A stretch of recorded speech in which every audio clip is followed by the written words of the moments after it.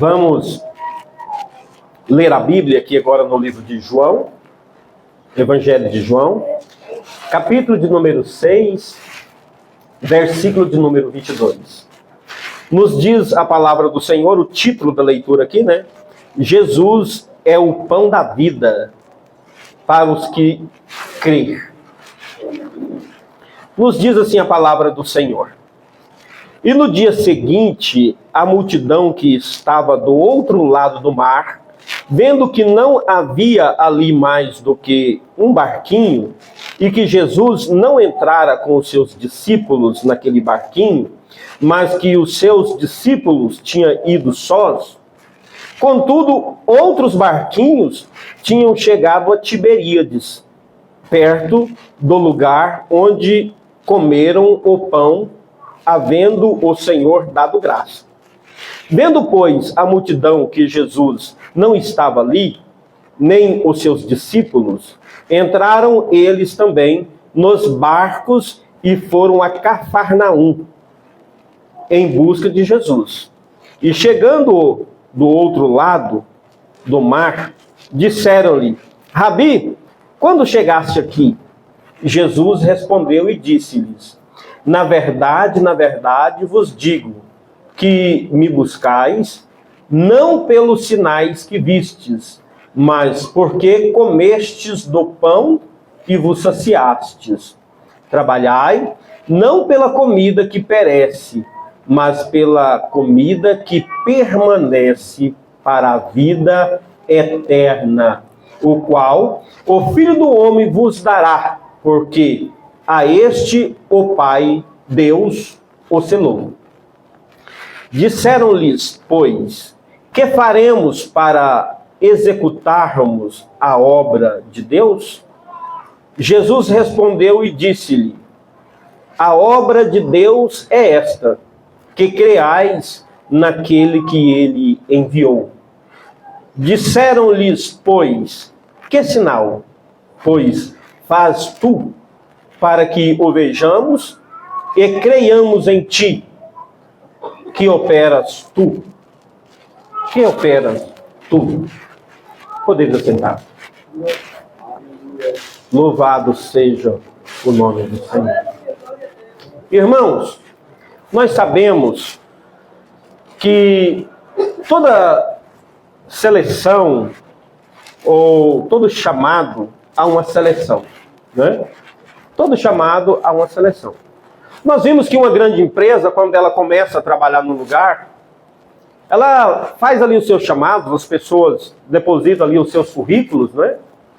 E agora aquele currículo é escolhido e muitas pessoas já são desclassificadas sem que antes sejam chamadas para uma entrevista. Não é verdade? Muitas pessoas... ele passa dessa primeira fase e entra na segunda fase, que é a fase da entrevista. E na fase da entrevista, outras pessoas são desclassificadas, né? E aí a pessoa é submetida a testes psicotécnicos, teste de aptidão, teste mental, físico, né, que é psicotécnico. E aí vai servir os que forem aprovados. E nós vimos que esta é uma regra que ela não muda para nada. E nem no mundo espiritual ela muda. Porque a palavra de Deus fala assim: primeiro sejam aprovados e sirva se forem aprovados. Mas primeiro há esse chamado. Primeiro há essa convocação para o reino de Deus. Eu aceitei Jesus que em um tempo atrás, em que o pastor queria chamar, ele queria desclassificar, ele queria entrevistar, ele queria escolher, mas não é assim. Hoje nós entendemos que não é assim. Porque a palavra do Senhor diz para nós que a palavra de Deus é como uma rede lançada em alto mar, que apanha todo tipo de peixe. Quem sou eu? Eu sou um lançador de rede. Quem são vocês, obreiros? Nós somos lançadores de redes. Quem são vocês, obreiras? Quem são vocês, crentes? Nós somos lançadores de redes. A partir do dia que você levantou a sua mão, aceitou Jesus como seu Salvador, você recebeu a missão de lançar a rede. E agora a Bíblia diz que a rede, ela traz todo tipo de peixe. E bem certo é que nós, com poucos que nós conhecemos de pesca, nós sabemos que quando lançam a rede numa represa, né, num lago, nós não podemos escolher, nós vamos pegar hoje só tucunaré. Hoje nós vamos pegar só caranha. Hoje eu vou jogar a rede. Não, não é assim, nós não sabemos. Às vezes a gente lança a rede e traz todo tipo de peixe. Às vezes tem até um filhotinho de jacaré junto ali, né? Uma sucuri ali enrolada, um sapo. Vem todo tipo de peixe. Mas aí a Bíblia fala que vem o dono, agora já não é mais o lançador de rede, o dono. E senta em um banquinho, e quando a Bíblia fala que ele senta, quem senta é porque não está com pressa. Quem senta para resolver algo é porque não vai escolher de qualquer forma. E começa a separar os bons dos ruins. Então, amados, esse negócio de falar assim, ó, Jesus ama todo mundo, Jesus vai salvar todo mundo. Se você aceitar Jesus, Jesus não quer saber o que você está fazendo. Não importa como você está levando a sua vida, não importa como você está vivendo. Ele vai te salvar porque você aceitou Ele, a salvação é de graça e pronto. Bom se fosse assim, bom se eu pudesse pregar assim. Mas quando nós lemos a Bíblia Sagrada, não é isso que a palavra de Deus está nos ensinando. E aqui nós vemos um momento de seleção. Quem sabe você pode dizer, pastor, você parece que lê uma coisa e está falando sobre outra coisa. Não, só estou fazendo a introdução da mensagem que eu quero pregar aqui nesta noite, não é? A palavra do Senhor fala que agora a multidão de pessoas, e eu vou mostrar para vocês que essa multidão aqui não era poucas pessoas. Essa multidão aqui talvez ultrapassava o número de 12 mil pessoas, talvez, ou aproximado, 12 mil pessoas, chegaram para ver Jesus. A Bíblia fala que Jesus tinha subido ao monte para orar. E os discípulos entraram no barco e passaram para o outro lado, para a região de Cafarnaum, cidade onde morava Jesus Cristo.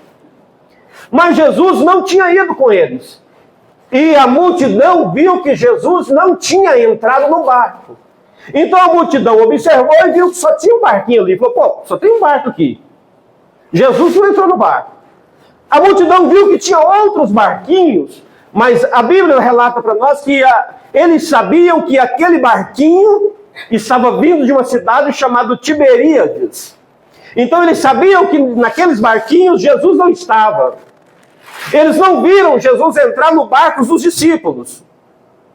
Nesse momento aconteceu algo que trouxe uma experiência muito grande para os discípulos. Só para os discípulos. A Bíblia diz que agora os discípulos entram no barquinho para atravessar o lago e ir para o outro lado, que é o lado de Cafarnaum, cidade onde Jesus morava. E Jesus subiu para o monte e foi orar. A Bíblia diz que já era escuro, talvez por volta das 9 horas da noite, porque tem Bíblia que chega a relatar dizendo que era na primeira vigília, então primeira vigília até 9, segunda vigília até meia-noite, terceira até as 3 e a quarta vigília até as 6 da manhã. Então fosse por volta da primeira vigília, entre as 6h30, as 8 da noite, 9, a Bíblia diz que estava escuro. Então por volta das 8h30, 9 horas. A Bíblia fala que houve uma tempestade. E Jesus foi andando por cima das águas. Jesus terminou de orar, os discípulos estavam indo, e Jesus agora entra no mar e anda por cima das águas. Por que é que Jesus não fez isso aos olhos da multidão? Amados, primeira coisa que eu quero dizer, Jesus não está interessado em provar o seu poder para ninguém. Jesus não faz milagres para mostrar que ele pode fazer. Ele não faz milagre para mostrar que ele é grande. Até porque na palavra ele mesmo diz: aprendei de mim que sou manso e humilde de coração. Então Jesus não tem arrogância. Se alguém pensa, eu vou para Jesus, mas primeiro eu quero ver ele curar fulano. Primeiro eu quero ver ele curar minha mãe. Primeiro eu quero ver ele salvar o meu pai. Primeiro eu quero ver... Amados, você está correndo um sério risco de não fazer parte do povo que vai morar no céu. Jesus só fez esse milagre aos olhos dos discípulos, porque os discípulos andavam com Jesus. Os discípulos seguiam a Jesus. Os discípulos acreditavam em Jesus. Por mais que, em dados momentos da história, nós vimos fraqueza de um ou do outro, mas onde Jesus estava, eles estavam com Jesus. E é o que eu quero dizer nessa noite. Se nós quisermos experimentar os milagres de Jesus na nossa vida, não adianta nós ficar tentando provar Jesus. Ah, Senhor, se o Senhor me dá isso, eu faço aquilo. Ah, Senhor, se o Senhor me dá aquilo, eu faço aquilo. Aí eu te digo para você, qual é o poder de barganha que você tem com Jesus Cristo? Qual é o poder de troca que você tem com o nosso Mestre? Nós não temos condições nenhuma. Porque tudo que temos e que somos, foi Ele quem nos deu e nos fez. A Bíblia diz que nós somos feitura tua. Nós somos obra das mãos de Deus. A palavra do Senhor diz que todas as coisas foi feito por Ele e para Ele. E sem Ele, nada do que foi feito se faria. Então não tem nada em nós que nós podemos oferecer por troca, por moeda de troca. Então os discípulos, eles não queriam nada em troca, eles já estavam fazendo a vontade de Jesus. A Bíblia diz que Jesus andou sobre o mar, sobre as águas, entrou no barquinho, assentou-se ali. E quando Jesus se assenta, a Bíblia fala que houve uma grande bonança. Às vezes, nós estamos buscando bonança para o barquinho da nossa vida. Mas nós falamos assim, Senhor, quando houver uma bonança, aí eu vou fazer um compromisso com o Senhor. Quando houver uma bonança, aí eu vou fazer a vontade do Senhor. Quando houver uma bonança, aí eu vou me apresentar para ser batizado, eu vou me apresentar para ser obreiro, aí eu vou fazer a obra do Senhor, aí eu vou mais vezes na igreja, aí eu vou pregar a tua palavra. Não, não é assim, irmãos. Nós temos que fazer confiando que Ele é o Deus que vai entrar no nosso barquinho e vai fazer bonança na nossa vida, na nossa casa, no nosso lar, na nossa família, aonde quer que for necessário. Jesus vai estar ali para fazer bonança. Mas eles vão para o outro lado.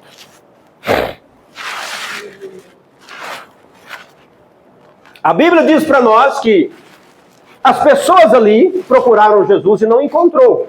E decidiu ir. E eles foram. Foram, rodearam o lago e chegaram lá. E encontrou quem? Jesus. E agora ele diz para Jesus assim, mestre, como é que o Senhor fez? Né? Mestre, o que aconteceu? Como é que o Senhor veio parar aqui? Eles não sabiam. Porque foi milagre. Milagre não se explica, irmãos. Milagre não se explica. Né? Hoje, com o crescimento das redes sociais, da tecnologia aí, né? A gente vê os irmãos falar assim, irmão, eu descobri esse negócio que língua estranha não existe, porque já vi os poliglotas, aí ninguém sabe falar que língua é essa. Irmão, milagre não se explica. Não se explica. Já pensou Jesus falar para ele assim, não, eu terminei de orar, já era 9 horas da noite, aí eu fui, andei por cima das águas e entrei no barquinho e falei, mentiroso. Não é? Quem não tem fé para ver, não vê, irmão. Só vê quem tem fé. Tem milagre que acontece na sua vida que não adianta você querer falar, não. São coisas que as pessoas não vão acreditar. É só você que tem intimidade com Cristo. Quem não tem, não vai entender isso. E ele chega para Jesus e fala, mas como é que o senhor veio? Nós te procuramos por todo lugar e não te encontramos aqui, versículo 28, né? E disse-lhes, pois, que faremos, versículo 26, 25. E chegando no outro lado do mar, disseram-lhe: Rabi, quando chegaste aqui? Jesus respondeu e disse-lhes: na verdade, digo-vos que me buscais, não pelos sinais que vistes, mas porque comeste do pão e vos saciastes. Ó, o Senhor quer dar uma repreensão neles. Ah, você está preocupado comigo, por onde eu ando, por onde eu estou? Não é porque vocês creem em mim, não. É porque eu tratei de vocês. Porque eu dei comida para vocês. É por isso. Né? Agora aqui, irmão, se eu voltar para entender isso aqui, eu preciso voltar um pouquinho na Bíblia Sagrada. No capítulo 6, a partir do versículo 1, a Bíblia fala sobre a multiplicação dos pães. Por que eu disse que ali tinha mais ou menos umas 12 mil pessoas, irmãos? Porque naquela época só contava homens, adulto, nem jovens não era contado. E nós sabemos que onde conta 5 mil homens, e a Bíblia diz que tinha aproximadamente 5 mil homens. Com certeza pode contar ali 7 mil mulheres. Daria 12 mil, fora as crianças, os jovens, adolescentes. Vamos lá, essa multidão poderia ir para os 17 mil. Mas deixa eu segurar no que a Bíblia diz, 5 mil. Né? Aquelas 5 mil pessoas correram no outro dia e questionando a Jesus Cristo. Como é que o Senhor fez para estar aqui? E Jesus não responde. Jesus responde a eles dando outra argumentação. Dizendo, vocês estão me procurando? Não é porque creem em mim, é pela comida que vocês comestes. Amados, então por que Jesus saciou essas pessoas? Quando Jesus sacia essas pessoas, e essas pessoas vieram a Jesus Cristo. E Jesus pregou para elas. Jesus falou do amor de Deus para elas. Elas agora foram chamadas. Mas não no coração de todos creram em Jesus como Filho de Deus. E se não creram em Jesus como Filho de Deus, por que eles estariam ali então? Por causa da necessidade momentânea que eles tinham. Deixa eu dizer uma coisa para vocês. Nós estamos vivendo um período muito perigoso sobre a face da terra. Por que é muito perigoso? Porque nós estamos vivendo o momento final da igreja do Senhor Jesus na face da terra. E nós vimos templos superlotando, religião sendo criadas, os neos pentecostais, pessoas que não se declaram religiosos, mas nos templos. Está sendo oferecida a estas pessoas vida boa, riqueza, prosperidade, desde que elas aceitem a Jesus como Salvador. Desde que elas estejam na presença de Jesus. E o anúncio ele é muito superficial.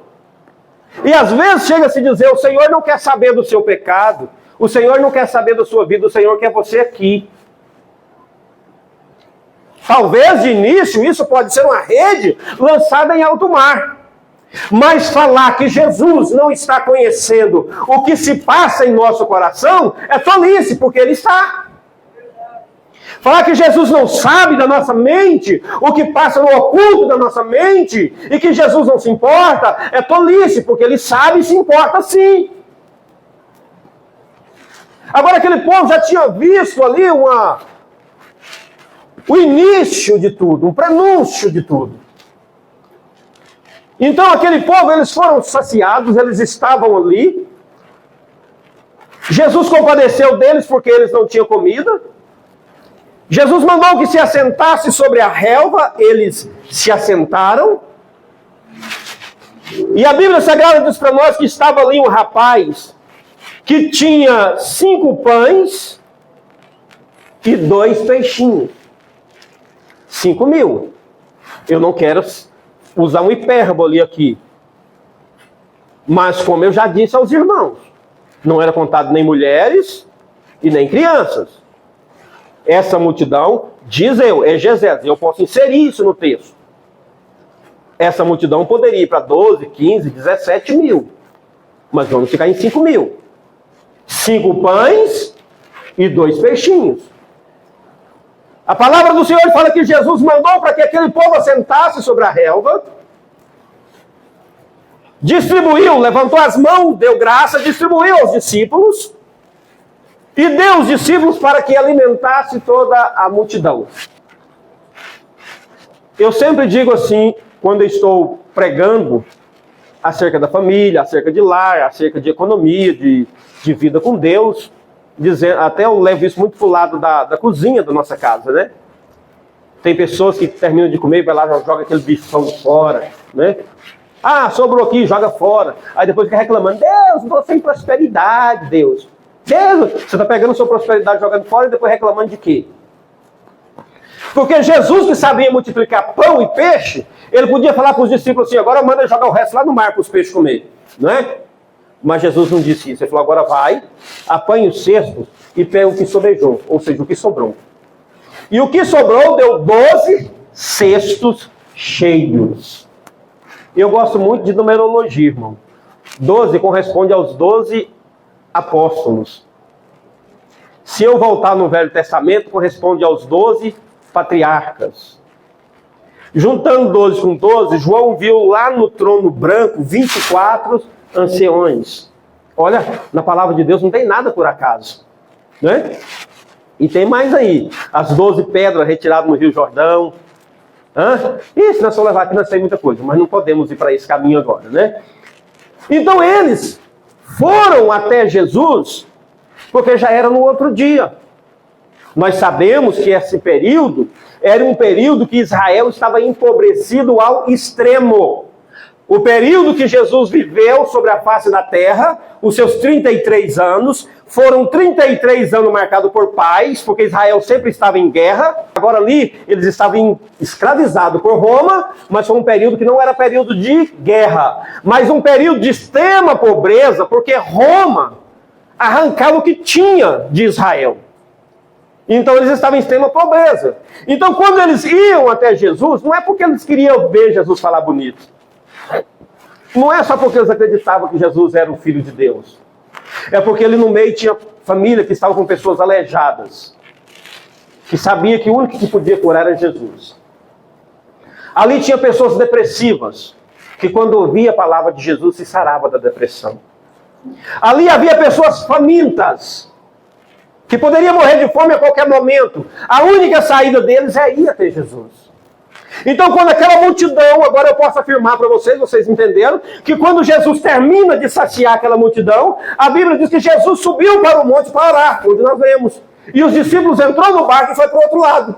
E agora a noite passou e eles procuravam Jesus, porque quem come no final da tarde, quando é a noite, ele está com fome de novo.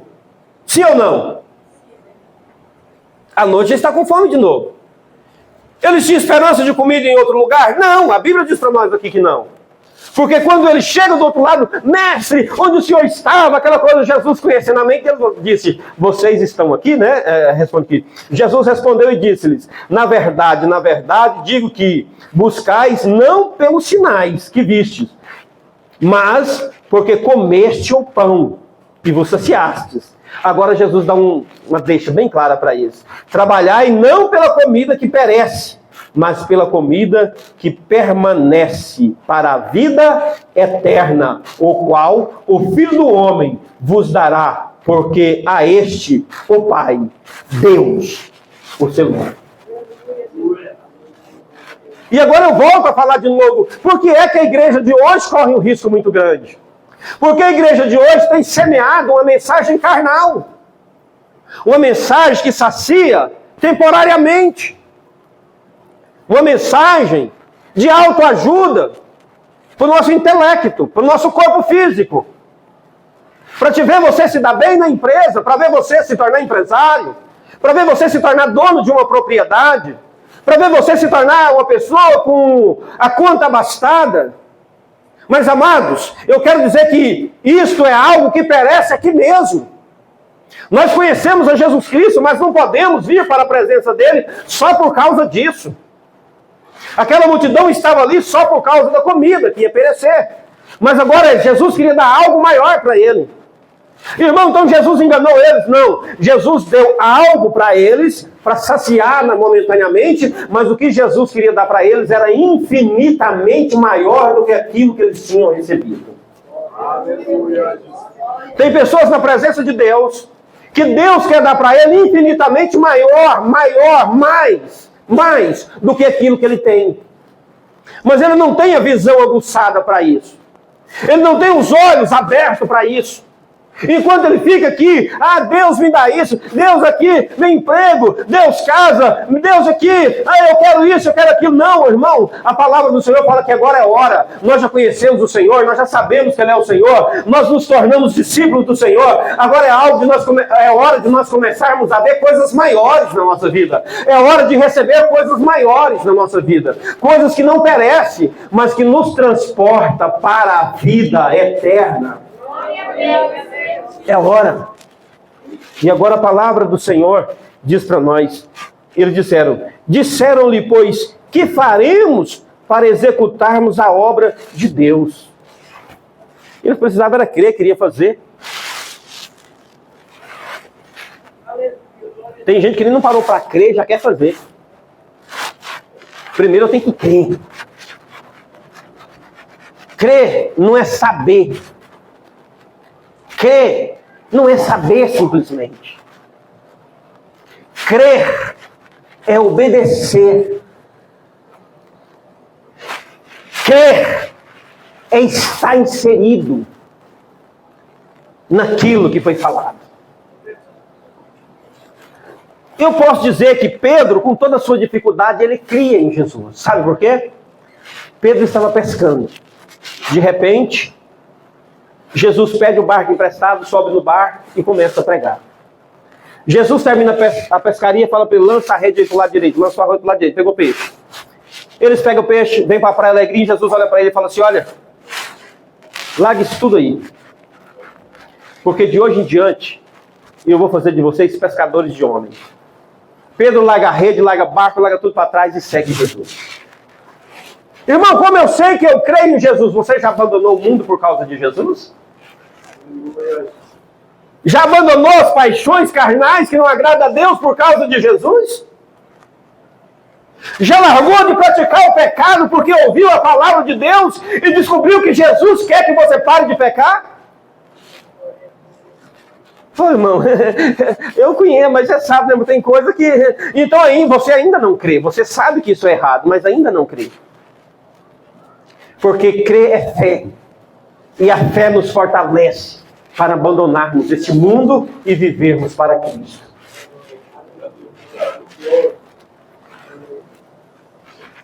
E eles querem executar a obra do Senhor.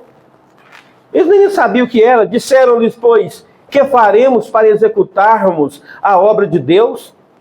Jesus respondeu e disse-lhes, a obra de Deus é esta, que creia naquele que Ele enviou.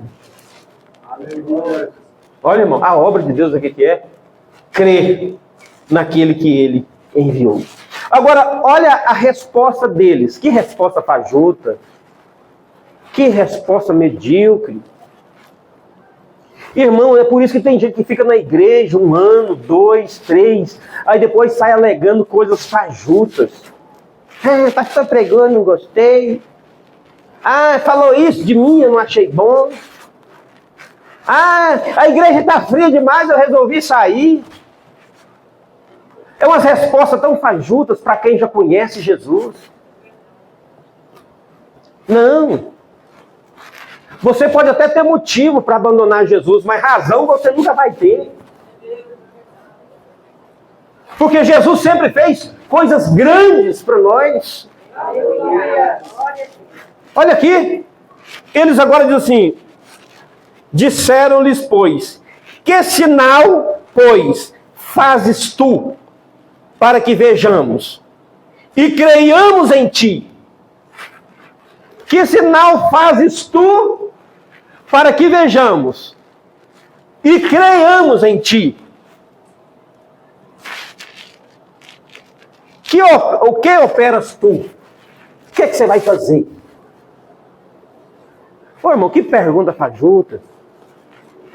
Amados, deixa eu dizer uma coisa para vocês. Ninguém comparece diante do Senhor Jesus e fica sem experimentar o poder, o milagre, a graça.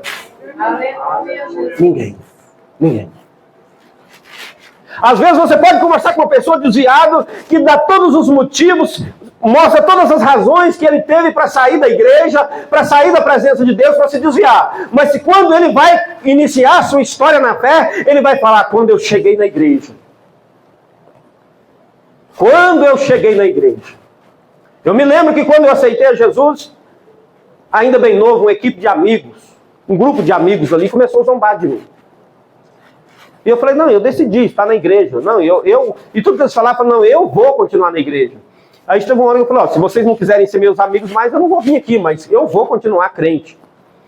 O que mais zombava de mim, olhou para mim, isso na cidade de Anápolis, em Goiás, aqui em Goiás mesmo, né? O que mais zombava de mim, olhou para mim e falou assim, quer saber? Você não tem que visitar nós mais não, rapaz. Nós estamos todo mundo perdido, você não tem que ficar visitando nós mesmo não. Agora eu vou te dar um conselho para você, eu não vou para a igreja não. Eu não vou para a igreja não, mas eu quero te aconselhar a não sair não. E eu falei, por quê?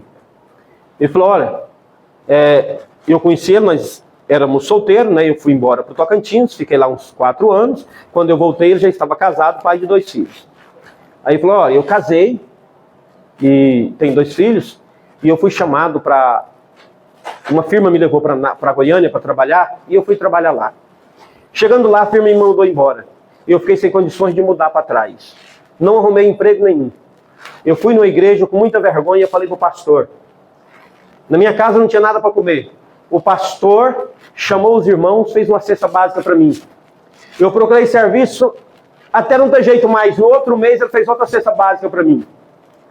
Eu procurei serviço por todo lado, no 3º mês ele fez outra cesta básica para mim. Eu fiquei com vergonha dele, falei, pastor, eu queria que o senhor me fizesse mais uma coisa, que eu não quero ganhar mais nenhuma cesta básica, eu estou com vergonha. Ele falou, o que você quer, meu filho? Arruma um jeito de eu voltar para Nápoles. O pastor foi lá num do irmão, arrumou um carro que tinha lá, uma caminhonete, pôs os meus trem em cima e levou e deixou aqui em Anápolis, na casa da minha mãe. A igreja fez um grande favor para mim que eu nunca vou esquecer. Mas no início ele zombou da minha fé. Então ninguém vem para a igreja. Ninguém aceita a fé sem que Jesus faz algo para mostrar que é Deus. E o que é que Jesus tinha feito para aquela multidão? O que é que Jesus tinha feito para aquela multidão? Nós falamos aqui.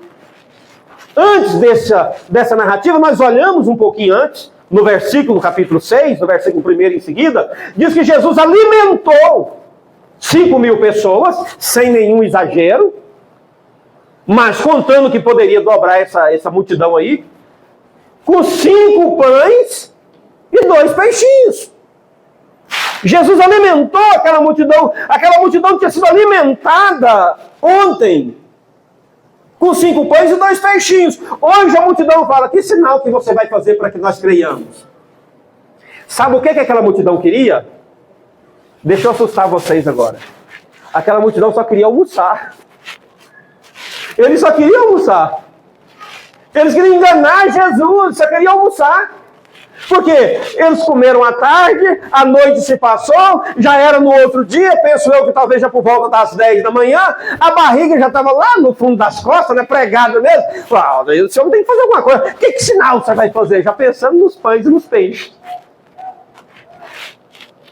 Irmãos, às vezes nós temos, de forma consciente ou inconsciente, nós pensamos que vamos conseguir enganar Jesus. Se Jesus fizer isso para mim, eu vou fazer aquilo. Se Jesus fizer, aí eu vou crer nele. Se Jesus fizer isso para mim, aí eu vou trabalhar para ele. Se Jesus fizer isso para mim, aí, irmão, o Senhor conhece a sua mente antes mesmo que você consiga pensar. Ele já sabe o que vai passar dentro da sua mente. Aquele povo só queria almoçar, jantar, ele já tinha jantado, já. Por quê? Porque para ver milagres, eles não precisavam, já tinham visto ontem.